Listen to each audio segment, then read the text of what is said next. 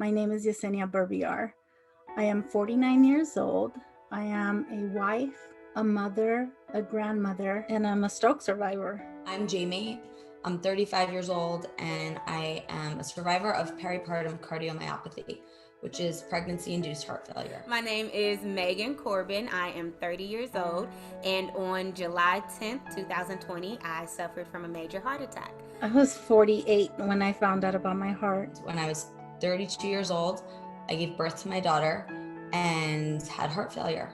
They were like, how are you 30 years old having a heart attack? And I was like, well, I don't plan on dying today, so let's just do what we gotta do.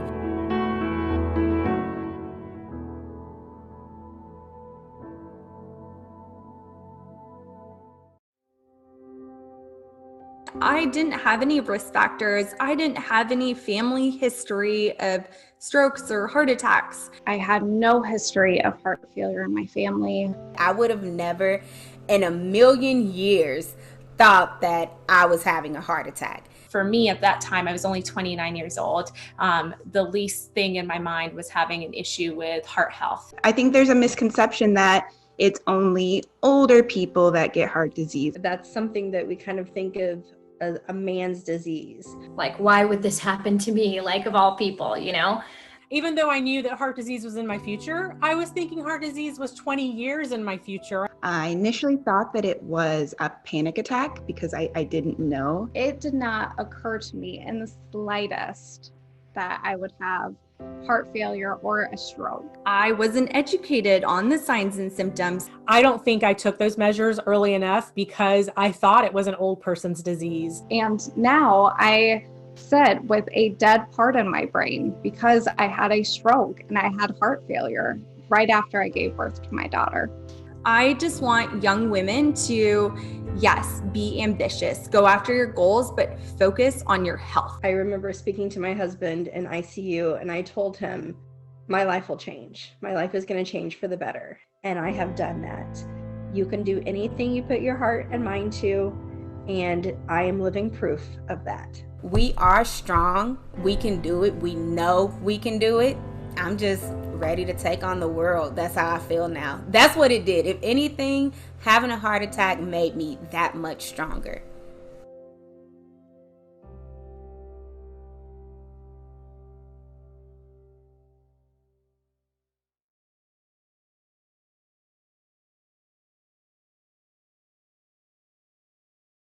Yet for the countless women we've heard from over the years, time is always something we think we'll have more of when it comes to improving our health.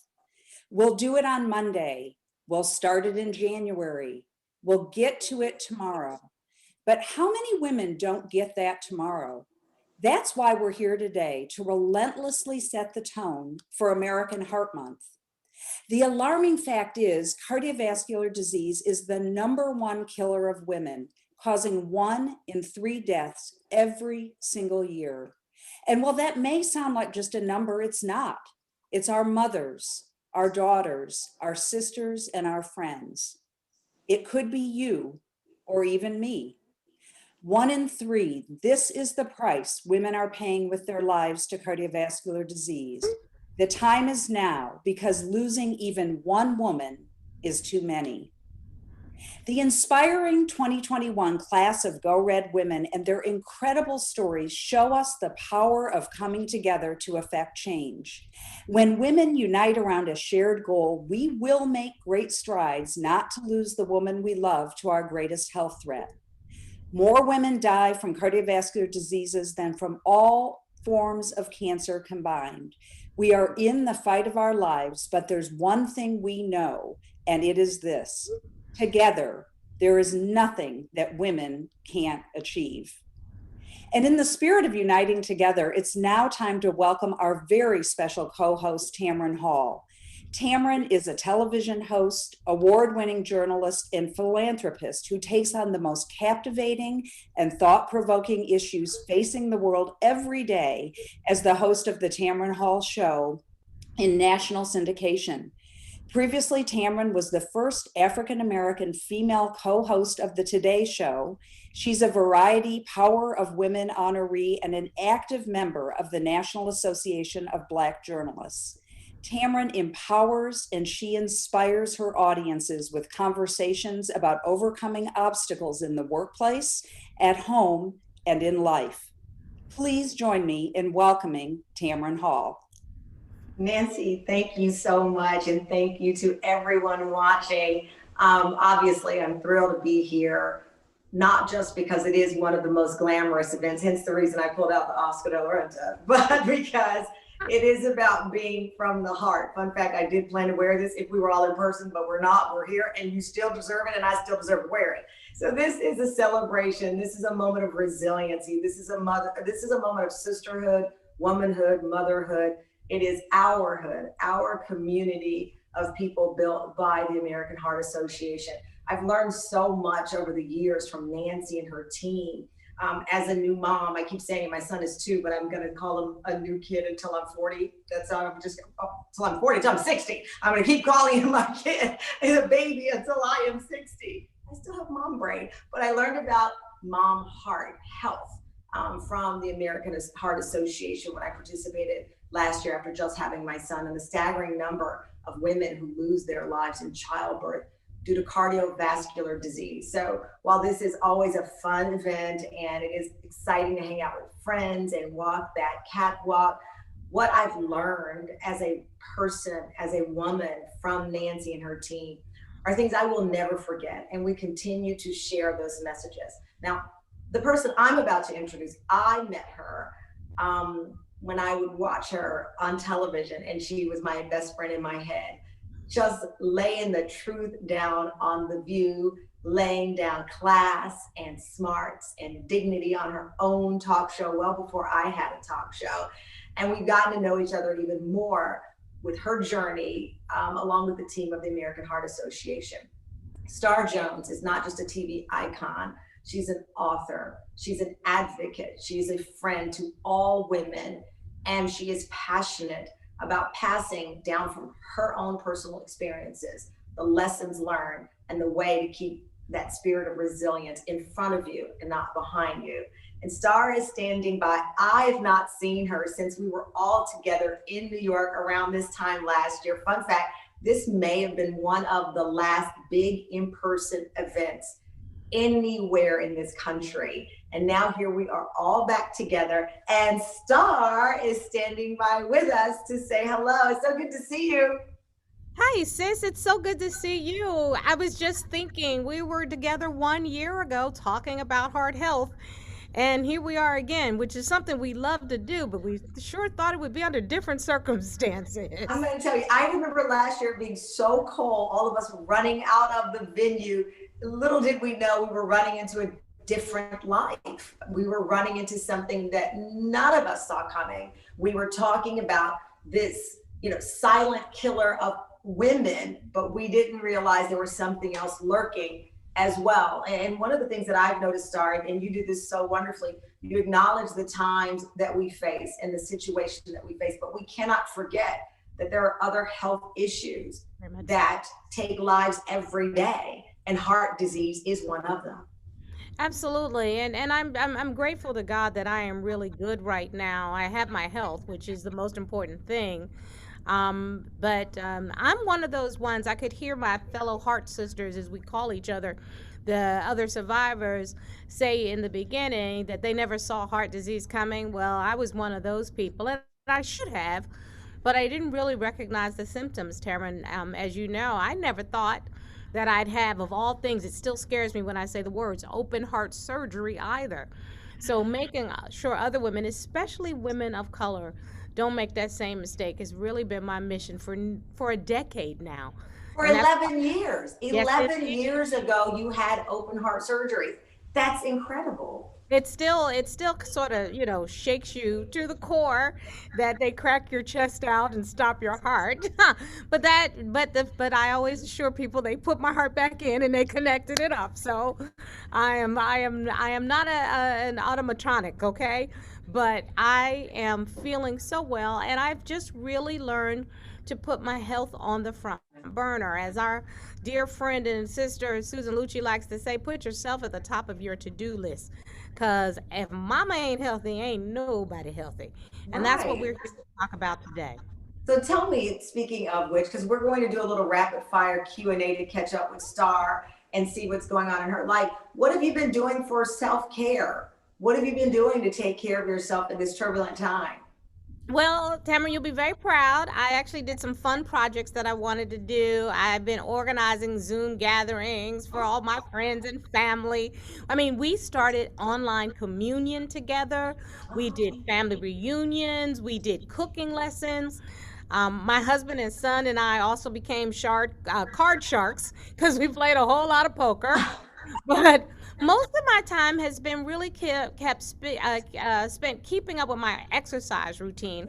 And I was lucky. I found out, according to the CDC, tennis is a sport that allows for natural social distancing. So your girl is an avid tennis player now. In fact, I am right here in Chicago right now at the East Bank Club getting ready for my second tennis drill of the day. And I looked at my steps. I've already done 4,200 steps a day, okay?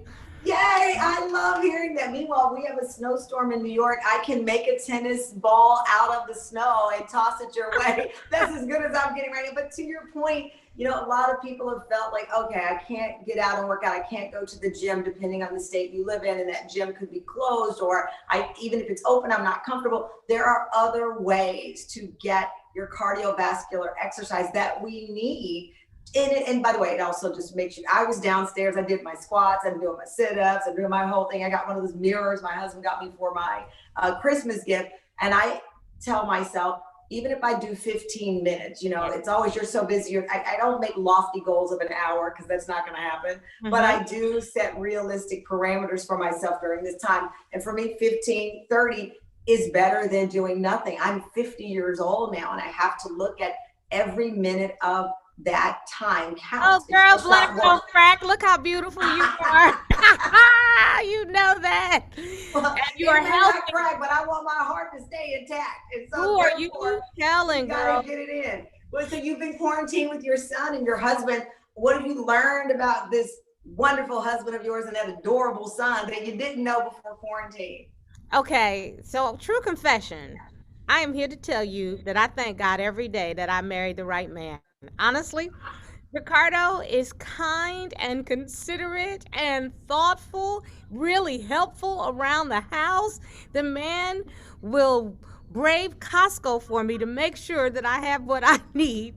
We started quarantining literally last March 15th, 2020, and we were never apart for more than 2 hours for 4 straight months. And we found that we really love each other's company. Quarantine really helped me fall more in love with the man I married. And if quarantine did anything for us, we became a family. Ricardo, Jake, and I truly became a family. It's been a blessing in disguise.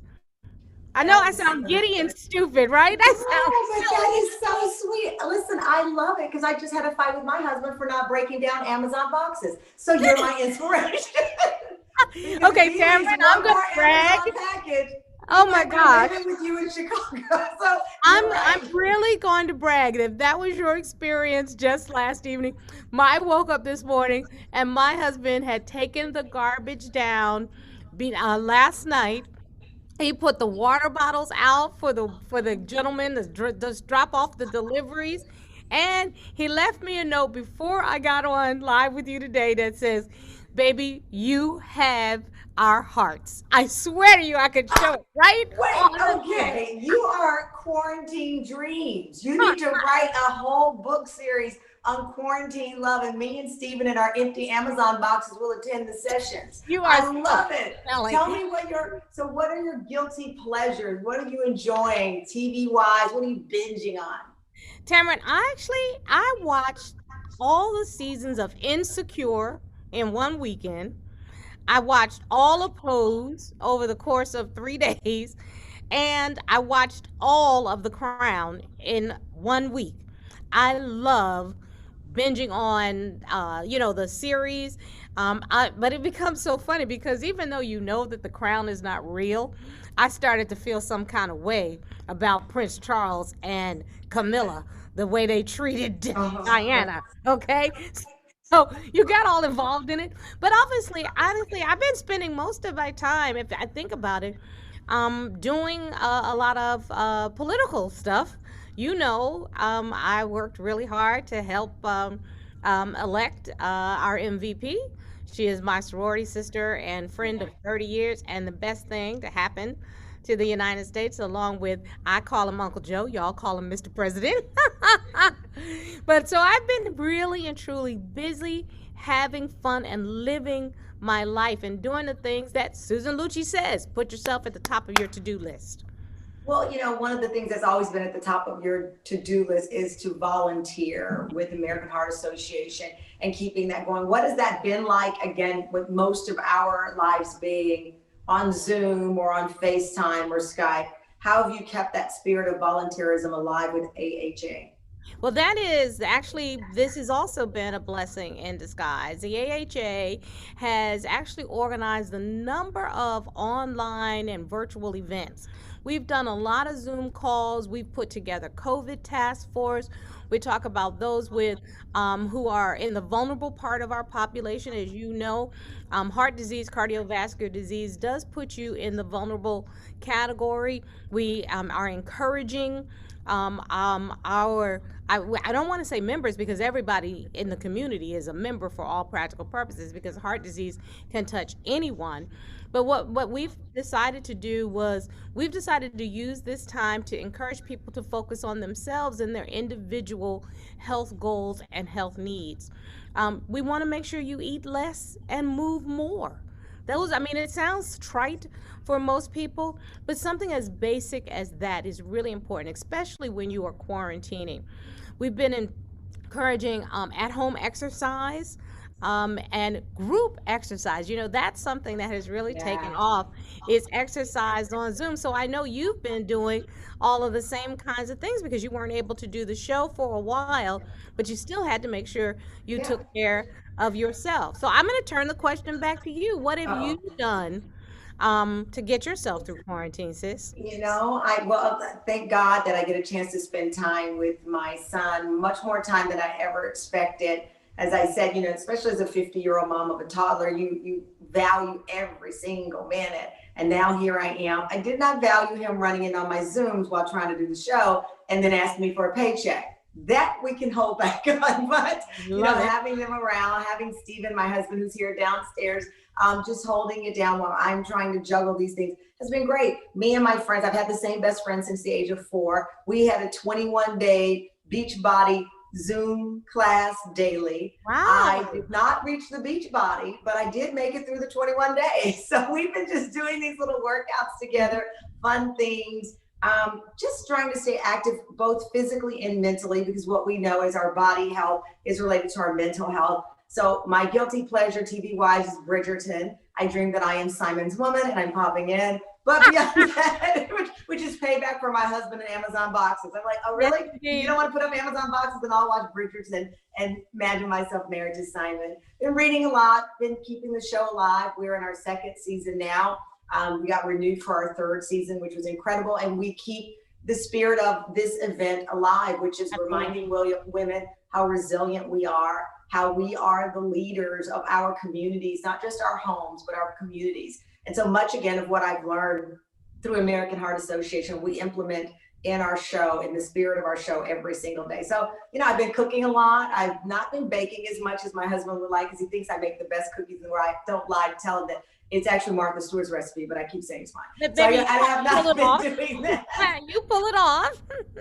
He will never know until now. And he might be all watching. But no, we just, keeping the spirit alive, keeping contact with each other, and staying optimistic that this time the next year, we will all be together. But before we let you go, Star, I got to ask you, tell me, you are a wealth of information and inspiration. What would you like to leave everyone here with that Star Jones? They named you Starlet because they knew you were going to be a star. What is that heartfelt, and no pun intended here, message you want us to keep in our minds? Well, you know that this is my passion. This is what I wake up with in the mornings. Is the last thing I think about before I go to bed at night is heart health for every one of us. And we all know that February is the month we set aside to celebrate the many achievements and excellence of African Americans during Black History Month, but it's also American Heart Month, and it is a time for me to remind people to get laser focused on your cardiovascular health. And a lot of people, Tamron, are probably saying, Star, well, what does that mean for me? Well, you should know it's what we, Black women, say is a serious matter. Um, Heart disease is the number one killer of all women. And a growing number of women really aren't aware of that fact, especially a young, diverse women. You saw some of the survivors today. And women of color are even more at risk of heart disease and stroke than white women. And you know, I know this from personal experience. So the story goes back in 2011, after experiencing shortness of breath and some fatigue and those intense heart palpitations, and it wasn't like Denzel or Idris just walked by. I knew something was wrong. And then they finally told me that I did have heart disease. I needed open heart surgery. And I'm talking the kind where they crack your chest. But even though I amazingly made it through surgery, and 22 minutes of my heart being stopped on the operating table, I know that it's because of the science of the American Heart Association that made that possible. And I'm grateful to God. But here's the thing. In order to continue to be the bomb diggity women that we all are, we really do need to take care of ourselves. As you have just pointed out, we need to hold each other accountable for our health like your girlfriend and you do. So the good place to start is, like I said, eat less, move more, and please don't smoke. Know your family's history of heart disease and stroke and discuss it with your doctor. All this telemedicine can really help you have that conversation. And then listen to your body. You know you best. And if you don't feel right, don't wait to see your doctor. When women come together, as we have just shown numerous times, we are unstoppable. So losing a sister friend is not an option for me. We give each other hope. And as I like to say, for she who has health has hope. And she who has hope has everything she needs. So please, I am hopeful that you put your heart health on the front burner. Thank you, Star. It's so good to catch up with you and to see your smiling face. I can't wait to see some of your posts on Instagram and social media. Make sure you post this tennis match that you got a little bit later. We want to see you in action. You got it, Mama. You got it. All right. You're now the third Williams sister, Serena, Venus, and Star Williams. I got the outfits down. And listen, I know you got the outfit. Thank you, Star. Thank you so much. And as inspiring as Star is, we know that there are real women who share their stories of survival. And that is not to say, of course, that Star is not a real woman. She lives her life, though, in the spotlight. There are so many other women who don't live on TV or don't write books, but their stories are as inspirational and motivational as anything you will ever hear. And I'd like to share one of our real women survivor stories with you. My parents lost my sister to congenital heart disease at 4 months old. 3 years later, I was born with a CHD. There was a lot that was unknown. They weren't sure if I would survive. Looking back on it, I'm thankful that my parents allowed me to pursue my dreams despite my diagnosis. I want women living with CHD to know that their diagnosis doesn't define them. You are fierce, you're confident, and you're a survivor. No truer words have been said. And Nancy, that is the spirit of everything you live, breathe, and discuss when it comes to women and our heart health, that there's nothing we can't achieve when we face it head on together. Tamron, it's so true. And I am so appreciative of our women who tell their stories, because I think in their stories, we see ourselves. And I just loved the conversation you and Star had, because we got practical advice on what we can all do to keep ourselves healthy. And we're really excited because we're going to dive into some of that practical advice right now. In addition to discussion with you, Tamron, I'd love to invite Dr. Zvati Shaw to join into the conversation as we talk about what women really need to know right now about cardiovascular disease. I'm so honored to have Dr. Shaw with us. She is a cardiologist, professor of medicine at the Duke University School of Medicine, and a member of the National Board of the American Heart Association. Dr. Shaw, thank you so much for joining us today. Thank you so much for having me. It's an honor to be here on the first day of American Heart Month. I know we have Star didn't mention her 28 days of wearing red. She and I go back and forth every day with our photos of our multiple red outfits during the month of February on a daily basis. But Dr. Shaw, let me ask you something about COVID-19. We know that for many of our viewers, COVID is very much on people's mind. It's been very hard on women in particular. So we've been talking a lot at the AHA about mental resiliency. Tell us a little bit about the science behind resiliency, and is it a muscle that we can build? Yes, Nancy. Even before the pandemic, women had to juggle and keep so many balls up in the air, so many different responsibilities and stressors. And the pandemic has just made those multiple balls that we have to keep in the air even bigger and heavier. And in fact, the pandemic has really hit women even more than men in this aspect, and it's really affected our mental well-being. There was a recent survey that actually showed that women had increased sleep problems, depression, and anxiety during the pandemic than men. And Nancy, I know the brain is really a muscle, but we can proverbially flex it to try to improve our mental health. And as you very well know, the American Heart Association just released a statement about the importance of mind, heart, body connection. And we know that women suffer from stress-related disorders more than men. I want to make one important point, and that is that mental resiliency doesn't mean that you don't have stress. And it doesn't mean that you aren't adversely affected mentally by the things that are happening around you. But mental resiliency is being able to adapt to that stress and having ways to handle what life brings you. So what can we do as women to work on our mental health and flex our mental muscle, particularly during these difficult times? So I think there's 5 important things that we can do that I call the 5 Ps. People, physical activity, positive outlook, practice mindfulness, and professional health. P number 1, people. Let's lean on each other. Having a social support network is really important. And even though we can't get together in person right now, there's lots of other ways to connect. And we should lean on each other for help when we need it.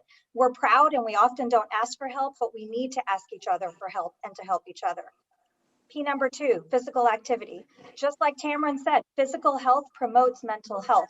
Even a little bit of exercise can boost your mental health in the short term and the long term.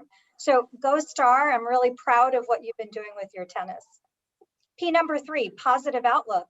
Replace negative thoughts with positive thoughts. There was a study that showed that higher levels of optimism are associated with a 35% decreased risk of heart events.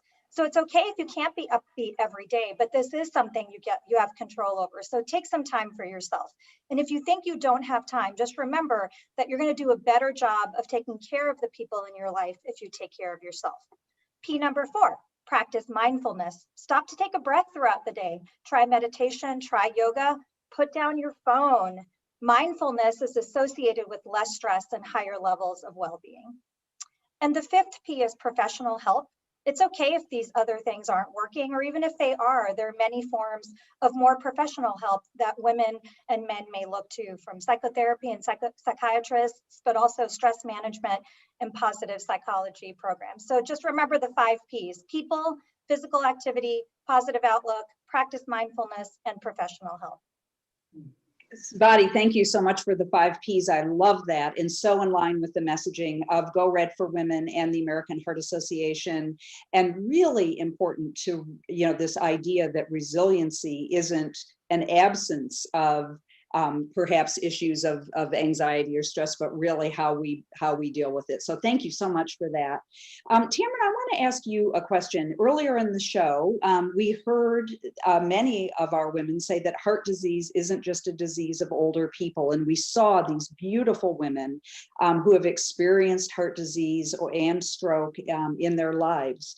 We did a survey this year through Go Red for Women that was published in a scientific journal that showed an an alarming decline in awareness that cardiovascular disease is the #1 cause of death in women, especially among our youngest and our most diverse women. So you are an incredible media figure. You are someone that is an expert communicator. Do you have ideas of how we rise above the noise? What can all of our viewers today do to help the women they love understand their risk?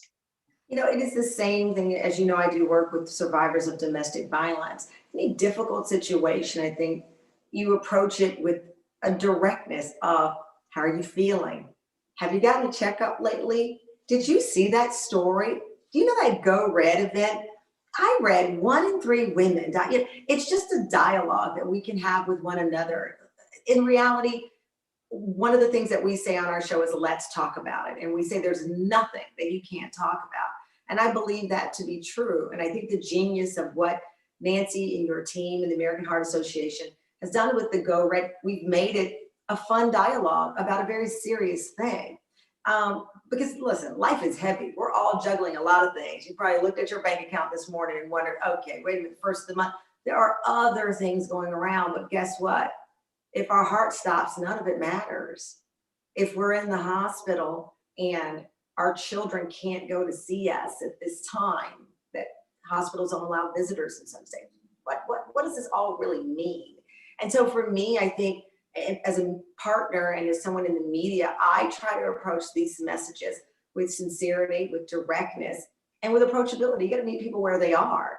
And if there's a young woman who's 30, like one of our real life survivors we will talk with a little bit later, who suffered a heart attack, you have to say, let's, you know, as life is meant to be lived, it's also meant for you to understand that it's not infinite, that it just doesn't go on forever. And I think as long as we as women continue to have these frank conversations with each other, as excitedly as we talk about Sex in the City or Crown or Bridgerton, or whatever our guilty pleasure is, we will break through. It has to just become a part of our interaction with each other. It's when I call my best friend when she turned 50 and we both, did you get your checkup? Where you know, and learning family history. My grandfather was born in 1901. My mother's mother died when she was 10.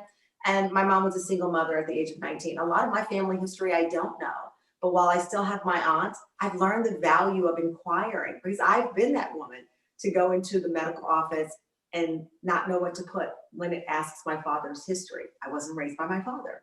But then I called my father's sister and I said, hey, can I get some information about, you know, my family's background? Because it matters. So I think at the end of the day, Nancy, it's meeting each other where we are and talking as casually and openly about this as we do our favorite TV show, because it doesn't have to be a heart-stopping conversation.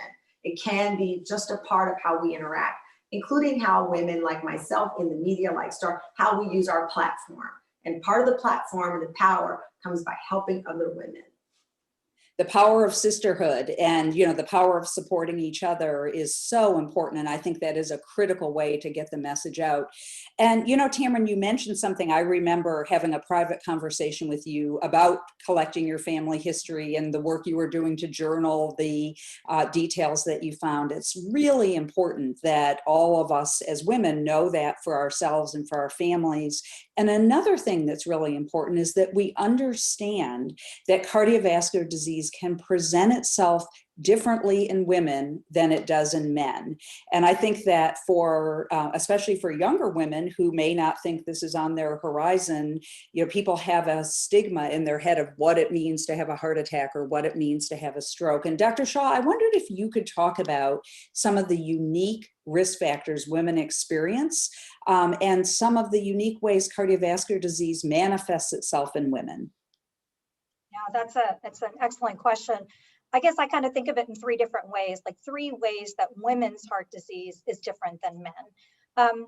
Number 1 is women can actually present with different symptoms than men. There's a recent large study that showed that women who were having heart attacks were more likely to have what we doctors call atypical symptoms that sometimes people don't think are related to their heart. And this includes pain between the shoulder blades, nausea, feeling sick on your stomach, vomiting, or shortness of breath. But Nancy, it's really important to note that even though women may have these different symptoms, typical chest pain, so the things that we do think of as related to the heart, are actually the most common symptom that both men and women present with. So it's really important to pay attention to both of those as women. Second way that women's heart disease may be different than men is that women have different risk factors for heart disease than men. We still have to treat diabetes, high blood pressure, high cholesterol in both men and women. And it's so important to quit smoking if you are smoking. But women also have unique risk factors for heart disease, and that includes having menopause at an early age, adverse pregnancy outcomes, autoimmune disorders, and even breast cancer treatments, which can increase your risk of heart disease. And number three, women are actually more likely to have different kinds of heart disease than men. For example, there's a type of heart disease called MNOCA, which basically means that you have a heart attack, but when we look at your heart arteries, there isn't a major blockage obstructing the heart artery itself, but yet for some reason, heart attacks still happened. And we had some great science presented at the AHA sessions a few months ago that really highlighted that MNOCA disease is more common in women. Women are also more likely to have something called spontaneous coronary artery dissection, and it's rare, but it can cause heart attacks, and it's actually because of a tearing of the heart artery wall itself. And we're more likely to have a rare form of heart disease called Takotsubo, and many of you may know that as broken heart syndrome.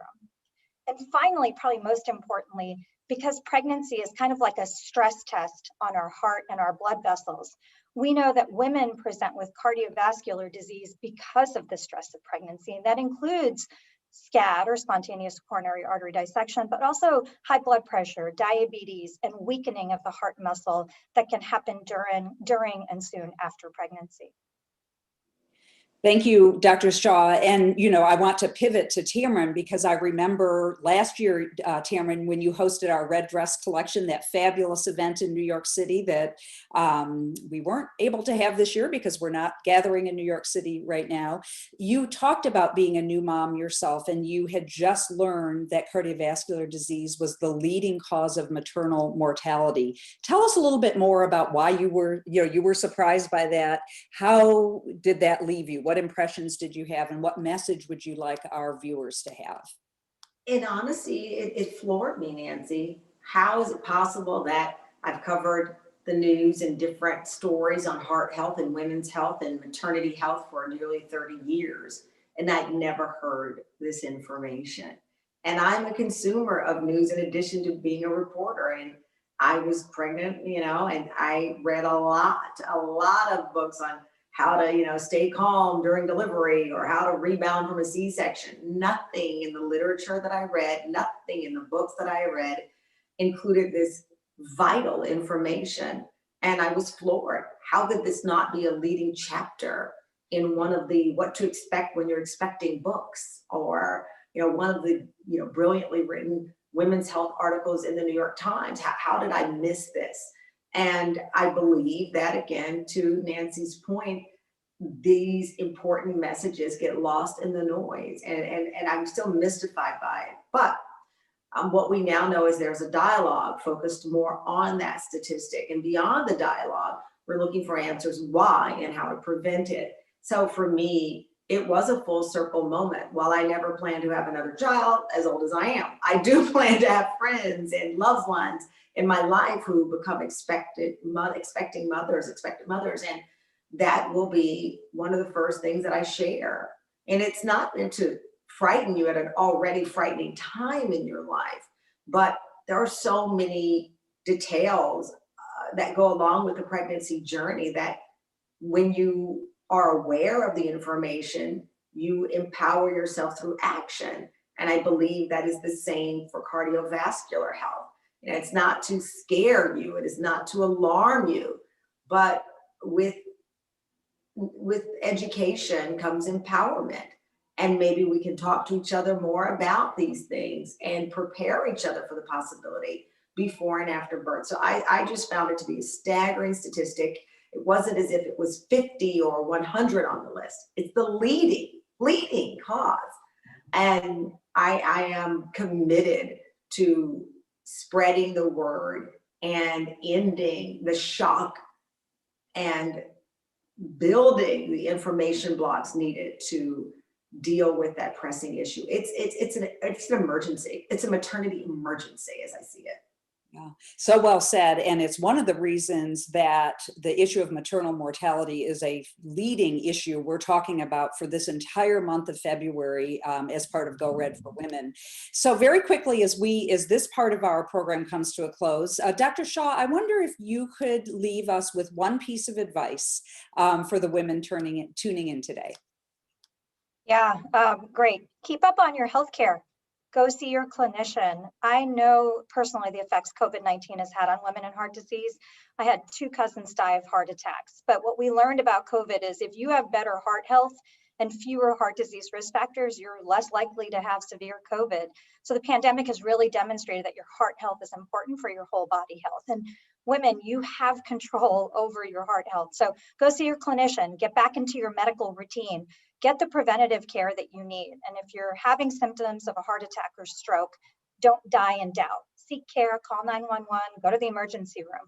Hospitals are still the safest place for you to be if a medical emergency strikes. Well said, Dr. Shaw. Tamron, a final piece of advice from you. You know what? I think what you've said over and over in your messaging matters. The sisterhood is real and we empower each other. And as Dr. Shaw said, check on your friends, remind them of heart health.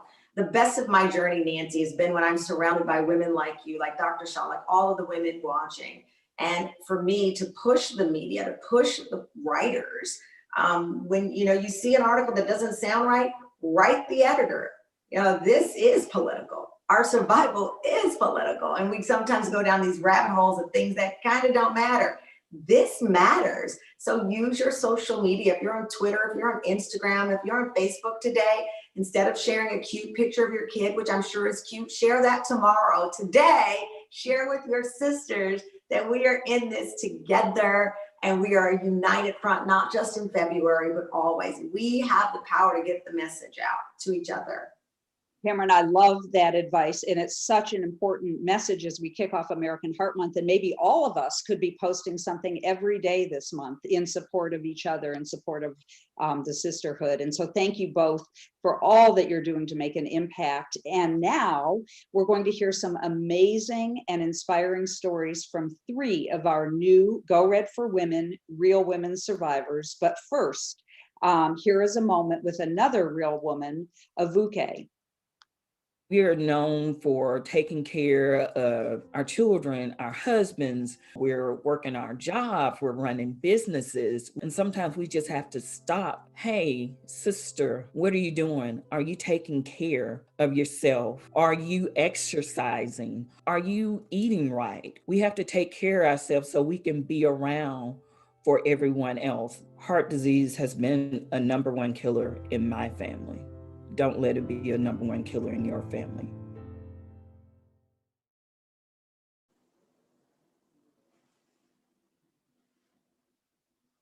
Well, Tamron, I think we're back to you. Thank you, Nancy. And throughout the show, you've heard amazing stories from survivors. And these women, as Nancy reminded us, as Dr. Shaw Star, remind all of us that 1 in 3 women nationwide are impacted by heart disease and stroke. And as Nancy also pointed out, this is not a disease of old people. Star famously said when she came out after having open heart surgery, she thought only old white men, that's how she described it, that they are the only group of people who die of heart disease. And we know that is simply not the case. And I'm honored to introduce to you 3 remarkable women who know firsthand what this means and the importance of spreading the word. Megan, Yesenia, and Jamie are here with us. I see you all on the line. Hi, how are you? I love it. I think we're on mute, but you're going to be unmuted here in a second to hear your journey. Megan, I'll start off with you. I mean, you have checked a lot of boxes here. You're a professional dancer. Yes. You're married. Yes. You're incredible. Yes. I'll add a bunch of yeses to this list. But you also, at the age of 30, had a heart attack. Yes, I did. And I cannot imagine the reaction from people who learn this within your family. Wait a minute, you're a dancer, you're healthy, you're young. This isn't supposed to happen to you. How do you explain it to people? Well, the experience, it was interesting. I woke up that morning about 8 o'clock in the morning, and the heart attack actually woke me from my sleep. So the pain started, it was in my chest and my back. I tried to deal with it by myself for about a good 5 to 10 minutes. And then I finally woke up my husband, and he noticed that, things weren't right. And he was actually the one that said, we need to go to the hospital. I thought that it was just like gas or something. So I thought that I needed a ginger ale. And, I think ginger ale fixes everything. But he said that no, you need to get to the hospital. We went. And it was just one thing after the next. They hooked me up to the machine, and the doctor came back and said, you're having a heart attack. And then since I live in a small town, they actually had to fly me over to the next biggest town with the larger hospital. And the cardiologist team was waiting for me literally at the door and got me into the room, and they put a stent in for me. It's surreal, and I can't imagine at age 30 hearing the words, you've had a heart attack, especially knowing a few minutes prior you thought whatever's bothering me, a ginger ale will cure it. Yes, I did think that. But a lot of people always ask, how did I feel? And honestly, it didn't scare me. When they told me, I was just like, okay, well, let's fix it. How do we fix this? And my words to the doctor was, I don't plan on dying today. So let's just do what we need to do.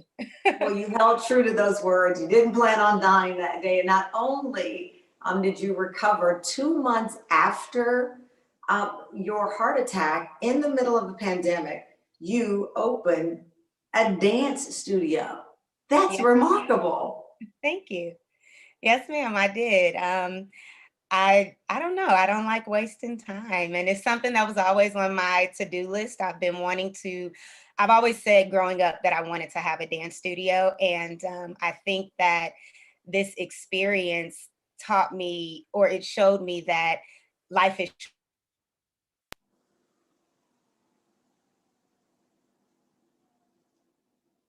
I think we lost Megan's connection there. We'll get her back in a second because I want to hear what she says life has taught her. I want to transition to Yesenia. Yesenia, your story also just unbelievable. You had a stroke that left you temporarily unable to speak. At the time, you said you had a conversation with God, and you said, I'm going to read your quote. If you want me to continue helping people, give me my speech back. When I first read that quote from you, I wanted to burst into tears. And God granted you that, and here you are sharing your message. Yes. I never expected to have a stroke myself. I know heart disease runs in my family, and my brother had had a full heart transplant 5 years before, and I did everything right. I really did everything right, from exercising to eating to being spiritual. And when this happened to me, I couldn't speak. I came into this room and I sat down. I said, well, God, I'm okay with not being able to move my left side of my body. I could deal with that. But please don't take my speech away, because this is what I use to help people. And if this is your wish, then help me or grant me peace so that I could live with it. Because I couldn't even say mom, and I couldn't say a lot of words, but speech and being able to talk to people and tell them, just take care of yourself. Like, life is so worth living, was very important to me. And like everybody else, when I had my stroke, I didn't know what was happening to me. I actually felt dizzy and drunk. I had just finished having a radical hysterectomy a few weeks before. And I just thought, I'm going to sit down and let it pass. And so I called my husband, and he heard the slurring in my voice, and he said, call 911. And I said, no, I'll pass. I'll wait until you get home. So by the time I got to the hospital, I was no longer able to speak, raise my eyebrows, let alone, smile. And it was really shocking for me. And not only was I misdiagnosed with having a migraine, I was later that they found out that I was born with a hole in my heart, and it was that caused my stroke. So that had to be repaired. It was thankfully repaired. And I'm on a road to recovery, and I talk to my heart every single day. My heart is the most important part, because without me, my kids, my husband, and my grandkids won't be, I don't know. I think they would miss me a lot. So I Oh, think I it's know very, they would miss you. I know they would miss you. And it's incredible because family means everything to you, and to hear your family history. So you were in many ways aware of the potential, and you had done things, to your point, to try and reduce the likelihood of you ending up where you did. yes. Yes, I did it all. I cut out everything, all my carbs. I was exercising. I was running. I thought, what else? What else could I do? Little did I know I was born with a heart defect, and they found out at the age of 48 that that's what almost killed me. What changes have you made now? Oh my gosh. Well, I live every day to the fullest. And I talk to my heart every day. And I ask it before I even put anything in my mouth. Like I was saying, for a while I had a pity party with myself, and I was just like, I need to maybe just, help with the pain, cope with the pain. And food always did that. And now before I put it in my mouth, I ask my heart, are you okay with me putting this in my mouth? Are you okay with me feeding this to you? But also, taking the time to just rest and heal and give myself, like you were saying, put myself first and take care of myself first. It's very important because I want to live a very long time. Yes, we all do. We know those kids and grandkids want you around. Let me bring in, thank you, Megan. Let me bring in Jamie. Jamie, we know today is a really important day for you. Can you tell us the significance of today? Yes, today is the 4th year anniversary of my heart failure from my pregnancy. I had my daughter on January 31st, 2017, and on February 1st, I went into heart failure. So, what are the chances it's the first day of Heart Month? I don't even know. You know what I mean? Listen, I'm speechless hearing it. How have you processed it? How do you now? How do you explain it even to yourself? I had a really hard time even accepting it or understanding it at the beginning. I was just so afraid of what had just happened that I kind of threw myself into work after my doctor told me I could work again and that I was recovered. Although I'll always have to be very careful with my heart. And it's something that, from here on out, from then on out, I have to baby. But processing it was hard. And it's crazy because like 4 years later, my daughter turned 4 yesterday, and I am just starting to like understand what happened and like accept it and really understand how much I have to take care of myself. I thought taking care of myself was working to just like numb the pain that I had, because it was just like, it was too much, It's so brave of you to say that, because that is exactly the feeling I'm sure so many on this Zoom, on this link feel. And to express that vulnerability is the power of who you are. And so I want to thank you, Jamie, Yesenia. Megan is back with us. Before I let you go, I just want to ask each of you, because you've had these incredible experiences and you've found the spirit of resilience within yourself. Megan, what's the number one thing you'd say to other women who might be going through something similar or who are at risk?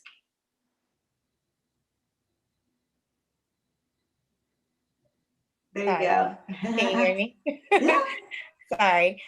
For women that are at risk or going through something similar, I would just say, listen to your body. Ginger ale does not Her fix audio is so everything. good. Not anymore. I'm sorry. I think we had another little glitch with Megan's audio. Let me go to you. Let's go to Yesenia, and then they will let me know when Megan's audio is worked out. Yesenia, what's the number one thing you'd like to share? Well, don't avoid listening to your body. You know, heart disease is the number one killer of women, and I'm just saying, live every day to the fullest and take good care of your health. And if something doesn't feel right, get it checked out. Yeah, Jamie, I know you're still processing everything, and you're in the infancy of understanding, but at this point of where you are, what would you share? Exactly what all of the other women said. Trust your body, because no one knows more than you do. Doctors don't know more than you do. I hate to say that, but I had been sounding the alarm with my doctor for a really long time when I was pregnant, saying I don't feel well. And I was 32, so why would she think that something like my heart was a problem in my pregnancy? So listen to your body. If you know that something's wrong, something is probably wrong.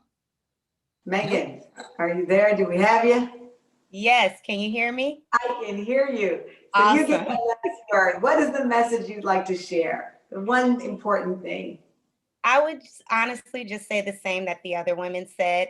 But for me, in my case, and I think for a lot of African Americans, ginger ale does not fix everything. So yes, listen to your body, go to the doctor, and get a second opinion if you need to. Well, ladies, you're all inspirations to all of us, the women that we've heard from, the survivors. I like to call you the teachers, because, you know, they say, you know, if you can't teach, you've done it, and you're teaching and you're living to tell the story. So thank you all for joining us. Nancy, I know we have so much more to talk about, but I just wanted to take that beat to offer the gratitude to all of these people, all these women who share the story. That is the spirit of what you do, Nancy. You get people to open up. We cry, we smile, we laugh, we learn. Absolutely, Tamron. And, you know, the women that were here today are just examples of so many women that we know across the country and across the world that have been impacted. And the goal of Go Red for Women is the power of sisterhood. Let's help each other. Let's protect each other. Let's do the things we heard these incredibly vibrant women talk about. Recognize the warning signs. Be your own advocate. Get help immediately. And share your story. And by sharing, we are teaching, and everyone is learning. And this opportunity of raising awareness of women's cardiovascular disease risk is what we stand for at the AHA. Tamron, I want to thank you so much, as always. I love that you have your most wonderful gown on. Thank you for all you do. I want to thank Star. I want to thank Dr. Shaw and these incredible women for being with us. And this February, we invite all of you again to be part of Go Red for Women every single day, but especially on Friday, February 5th, which is National Wear Red Day. Please wear red in honor of and in support of the women we love, and get everyone you know to wear red and post it on social media. We will continue these great conversations with more heart health topics throughout the year on my new show, At the Heart of It. I hope you will join me. Thank you again, and please be well.